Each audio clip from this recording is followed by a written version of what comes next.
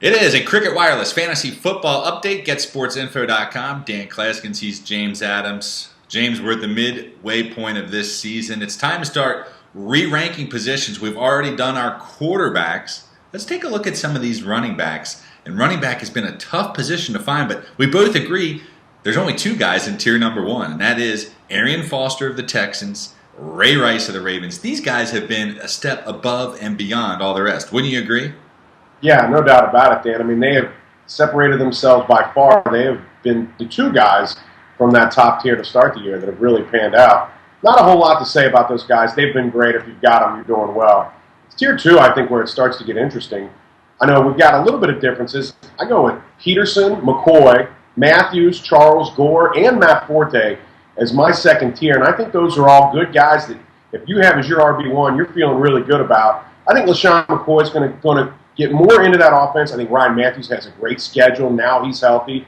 I mean, what do you think about some of those guys? Well, my tier two is much smaller than yours, James. I agree all those guys are solid running back ones. But when I'm talking about tier two, I'm going with those guys that are just a step under the top two, and I believe there's only four of them. Peterson, Charles, McCoy, and Richardson. Yeah, I'm a little worried about Richardson's rib issue, but I'm going to look at that as being a minor thing, and I'm going to look at his resume through his first 6 games, which has been stellar when healthy.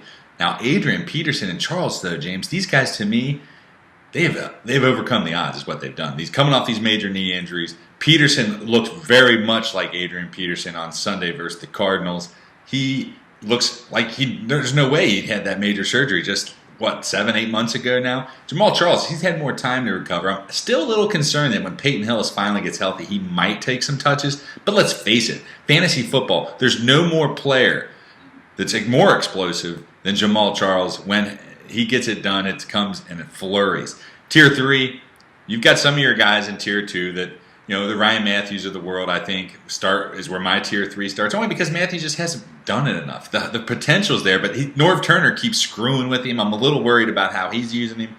And I'm a little worried about that Chargers offense, but I think Alfred Morris, Stephen Ridley, Willis McGahee, one of my big bold prediction top 10 guys, he's number 10 on my board. And I still consider Marshawn Lynch and Darren McFadden very solid, although sometimes disappointing, RB1 options. Who else fills out your Tier 3 there, James? And guys that qualify under RB1 under your eyes?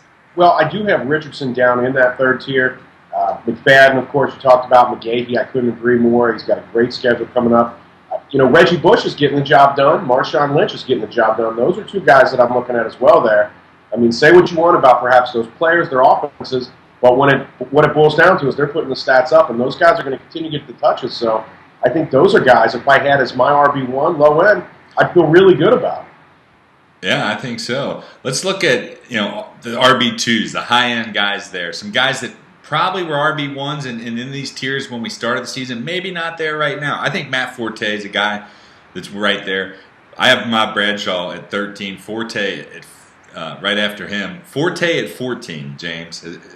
You like that? MJD, we don't know what's going on with him as we sit here and talk to each other now. We're both assuming he's going to miss at least a little bit of time. So that puts him at 15. The rest of the list there, DeMarco Murray, Reggie Bush, Doug Martin, a guy that I'm still looking at as mid-range RB2. I don't think we've seen the best of him yet, James. And that Bucs offense, they like to run the football. LeGarrette Blount's going to take some touches, but I think Doug Martin's still going to be a solid RB2 option for the rest of his rookie season. Yeah, Doug Martin's going to get more carries. He's obviously going to mature into the offense as he develops more history in that offense as a first-year guy. And some of the other guys you talked about, I think I have Spiller a little lower. That's where I have him. And I have DeMarco Murray in this group, along like you said about MJD. We don't know too much about the injury. Murray, we know a little bit more. Should be back, but how many games do we get from him before he's injured again? And I have Chris Johnson in this fourth tier too, Dan. I know it's a guy we've talked about all year long, but when he's good, he's good. I don't think Dan likes Chris Johnson. Yeah. Don't do it to yourself. Don't do it to yourself. Yeah, I like what he did against Buffalo on Sunday. But guess what, dude? Jamie Harper has more rushing touchdowns than Chris Johnson on this season. And that includes Johnson's breakout effort. He's going to have one more big game against the Colts. But then I'm not touching him if I have my druthers. The notable names didn't make mine. How about both Buffalo running backs? I don't have C.J. Spiller or Fred Jackson in there. I like both their potential, but you just never know when it's going to come who's going to get it. They're still low-end RB2s, but to include them in my top 4 tiers, I'd rather have Doug Martin. I'd rather have Reggie Bush. Also, Ben Jarvis, Green Ellis, Sean Green, Darren Sproles. None of these guys I can trust. I'm keeping them all out of my top 4 tiers of running backs.